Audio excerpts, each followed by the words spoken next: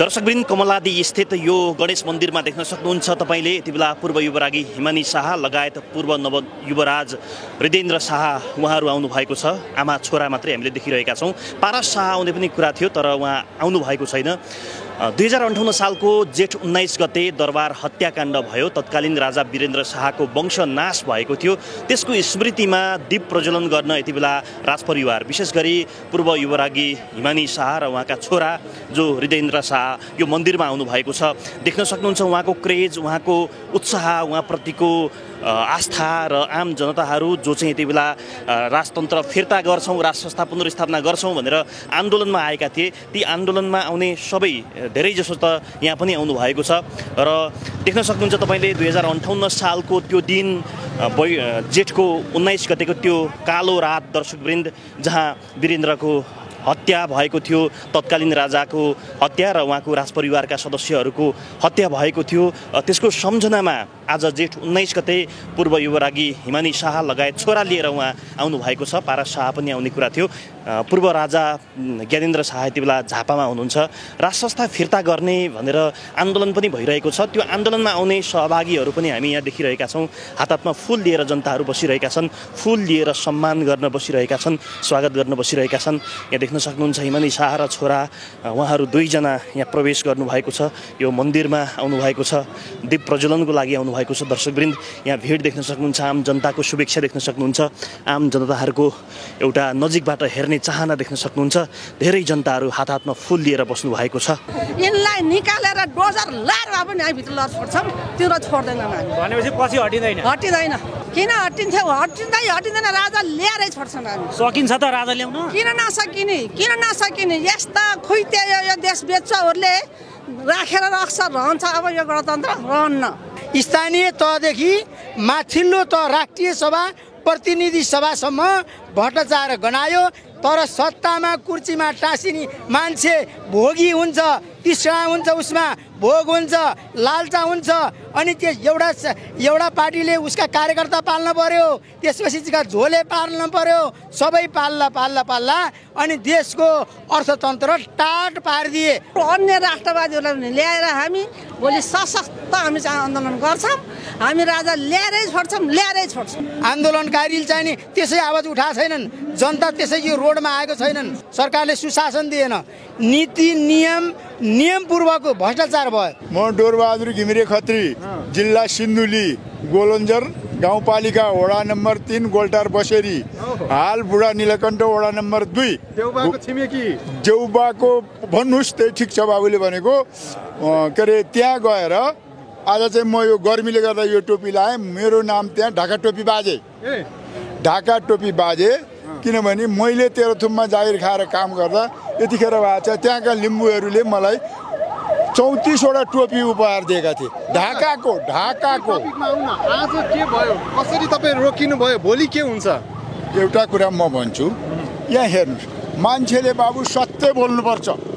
म यहाँ तपाईँलाई जुन कुरा गर्छु नि त्यो साँचो हो। म नन्दी रात्रि विद्यामा पढेको मान्छे हुँ, शङ्करदेवमा पढेको मान्छे हुँ। हेर्नुहोस्, म झुटो बोल्दिनँ। नक्साल भगवतीले मैले बोलेको झुटो भएछ भने मलाई सजाय दिउन्। ल हेर्नुहोस्, अरू केही नसोध्नुहोस्। हाम्रो सम्माननीय प्रधानमन्त्री केपी शर्मा खड्गप्रसाद ओलीले यति कुराको जवाफ दिनु पर्यो। उहाँ 2019 सालदेखि 2032 सालसम्म के गर्नुहुन्थ्यो त्यो सोधिदिनुहोस्। म तेह्रथुम 4 वर्ष बसेको मान्छे हुँ। अनि उहाँलाई यो पनि सोधिदिनुहोस्, शेरबहादुर इङ्नाम भनेको को हो, पूर्णबहादुर लिम्बू भनेको को हो, त्यो पनि सोध्नुहोस्। उहाँले साँचो बोल्नुभयो भने मेरो बाँकी जीवन तपाईँका नोकर राख्नुहोस्, म बसौँला। तर उहाँले के गर्नुहुन्छ मैले सुनिराखेको छु। उहाँले 100 वटा बोल्नुभयो भने 101 वटा झुटो बोल्नुहुन्छ। मैले त्यो कारण पत्ता लगाउँदा के रहेछ भने 100 मात्रै झुट बोल्दा पत्याउँदैनन् कि एउटा थप दिएपछि त सबैले पत्याउँछन् नि त। तनहुबाट? हजुर। तनहुबाट कति मान्छे आउनुभयो? हामी 200 जना 300 जना छौँ। 300 जना भनेपछि नेपालभरिकैबाट आउनु भएको छ अहिले अभियानै छ। अधिराज्य भरि नै छ यहाँ राजा ल्याउने भनेर आएको राजा राष्ट्रवादी। अधिराज्यभरिबाट आएको जनता पनि त्यति पर्याप्त देखिँदैन नि आमा फेरि गणतन्त्र फ्याल्नलाई। किन पर्याप्त नदेखिने? यसरी कसिएर चाहिँ पुलिसहरूले नजिक पर्नु देखेन, पुलिसहरूले धरपकड गरेछ, एक दिन छोडेछ, एकछिन छोडेर झन् बढ्दैछ मान्छे। कसरी नदेख्नु भएको? केपी ओलीले के गरेछ? अस्ति झापामा गएको थिएँ, उनको एरियामा ठुलो चाहिँ ऊ बनाएछ, के भन्छ टावर, भ्यू टावर बनाएछ। त्यो वरिपरि जम्मै रहेछ त्यो सार्वजनिक जग्गा। सार्वजनिक जग्गालाई चाहिँ फाँडेर उनको झोले खोले भोटर राखेछन् र अनि पिच गराएछ र दोहोरो सिठी लाइट बालेर झलमल्ल त्यो भीम टावरको भित्र गएको त जम्मै टोइलेट, सार्वजनिक टोइलेट भन्दा पनि बढी घिनलाग्दो फोहोर। त्यहाँ आवश्यक थिएन त्यसो भए के को हुने केही छैन। त्यसले त्यहाँको चाहिँ भोटरलाई राम्रो देखाएको त्यो बाहिर भीम टावर भित्र जाँदाखेरि सार्वजनिक टोइलेट भन्दा पनि बढी फोहोर छ। त्यहाँ तिनको झोले मोले चाहिँ त्यहाँ राखेछ, त्यहाँ कर्मचारी बनाएर राखेछ। बहुत राम्रा दिग्गज नेताहरू छन्। यो अहिलेको आन्दोलन भनेको कुनै दलगत रूपलाई मात्र प्रतिनिधित्व गरेर नभएर संयुक्त आन्दोलन भएको हुनाले यसमा राजेन्द्र लिङ्गदेन, मान्य ज्ञानेन्द्र शाही लगायतका दिग्गज नेताहरू छन्। यो आन्दोलन बढ्छ, यो आन्दोलनले देशमा काया पलट गर्छ भन्ने हामी विश्वस्त छौँ। अब यो आन्दोलन राज्यले गरेको दमन यो एउटा निरङ्कुशताको पराकाष्ठा हो।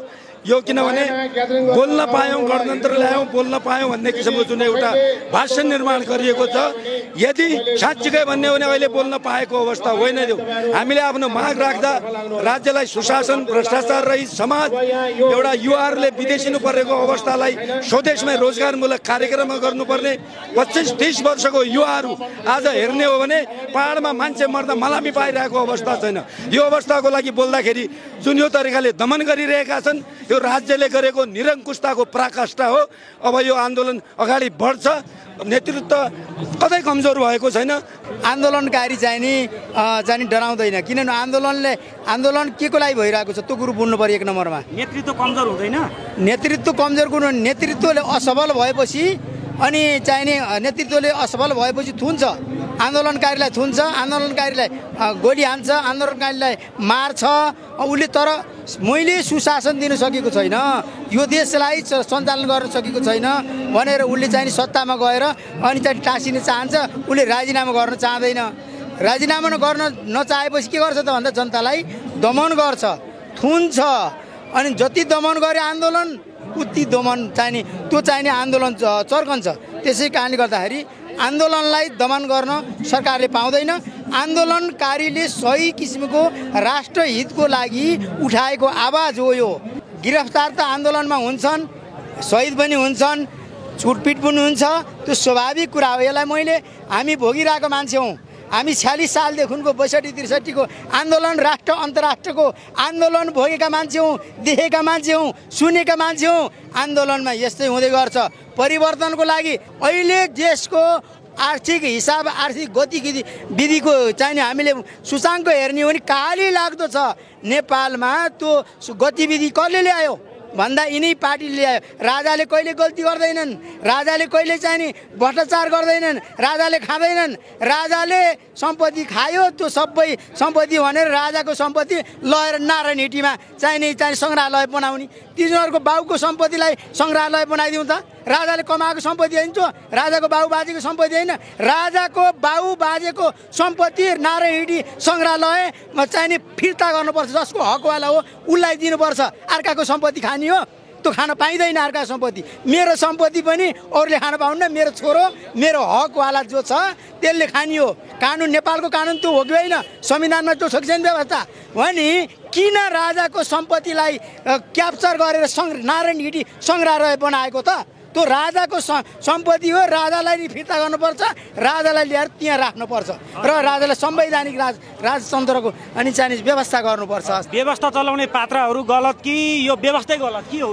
यो पहिले हामीलाई जुन गणतन्त्र होस् या बहुदलीय व्यवस्था होस्, हामी ललिपप देखाइयो हामीलाई सुशासनका, भ्रष्टाचार निवारणका, यो देशमा रोजगारमूलक कार्यक्रमहरू, यो किसिमको एउटा वातावरण जुन क्रिएट गरियो यो भरमा रहेछ, यिनीहरूको आफ्नो राजनीति होइन, यो आयातित राजनीतिमा जिनीहरू बसे, यिनीहरूलाई कसैले गाइड गरेर कसैले निर्दिष्ट गरेर आफ्नो नेपालको धर्म संस्कृति रीतिरिवाज चलनलाई एउटा कुरा यहाँहरूलाई के जानकारी गराउँ भने हरेक नेपाली जुनसुकैको आमाको भुँडामा जन्मेको दिन या बौद्धको भुँडामा जन्म्यो या किराँतको भुँडामा जन्म्यो या हिन्दूको भुँडामा जन्म्यो, बाँकी आयो कहाँबाट इतिहास हेर्न सक्ने ताकत तिनलाई छन् कि छैनन्। त्यो भएको हुनाले यो आयातित यो राजनीति हो। यो आयातित राजनीतिबाट मुक्ति पाउनको लागि पत्रकार, शिक्षक, बुद्धिजीवी, विद्यार्थी सबले एकजुट भएर अगाडि बढ्नुको दोस्रो विकल्प कुनै पनि छैन। धन्यवाद। त्यस किसिमको झुटो बोल्नुहुन्छ के गर्नुहुन्छ त्यो चाहिँ भनिदिनुहोस् न। हामीले होइन, हेर्नुहोस् एउटा कुरो म भनौँ, ए बाबु जहाँ नपुगे कवि वहाँ पुगे रवि। रवि भने बुझ्नुभयो, जहाँ नपुगे कवि वहाँ पुगे रवि, अथवा जहाँ नपुगे रवि वहाँ पुगे कवि। उहाँहरू बुझ्नु भएन कि तपाईँहरू सञ्चार हो, सञ्चार होइन संसार हो। किन हो? म इङ्ग्लिस पनि बोल्छु तर बोलिनँ है अहिले। राष्ट्रपति ट्रम्पले आई लभ हिन्दू हिन्दुजम वाइ से किन भनेको? ल जवाफ दियोस् नेपाली समाजले। अमेरिकाको राष्ट्रपतिले शपथ ग्रहणमा आई लभ हिन्दुज वाइ के बेकुफ हुन्? विश्व चलाउने मान्छे यिनीहरूले भन्थे झुटो नबोल्नुहोस् न। आज राष्ट्रको हालत झुटोले भएको छ, झुटोले, अरू कुरा केही पनि होइन हो। मैले तपाईँलाई म जुम्लावासी भने भए पनि त हुन्थ्यो नि त, म तिलकबहादुर महत भने भए नि त हुन्थ्यो।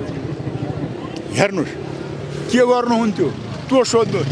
र हेर्नुहोस् छिरिङ तेन्जिङ लामा, सुन्नुहोस् है, छिरिङ तेन्जिङ लामा उहाँलाई चिन्नुहुन्छ कि हुन्न? सम्माननीय प्रधानमन्त्रीज्यूले, म रिटायर मान्छे हुँ, मैले सम्मानपूर्वक बोल्नुपर्छ। छिरिङ तेन्जिङ लामालाई उहाँ चिन्नुहुन्छ कि चिन्नुहुन्न यो सोध्नुहोस् तपाईँहरू। सञ्चार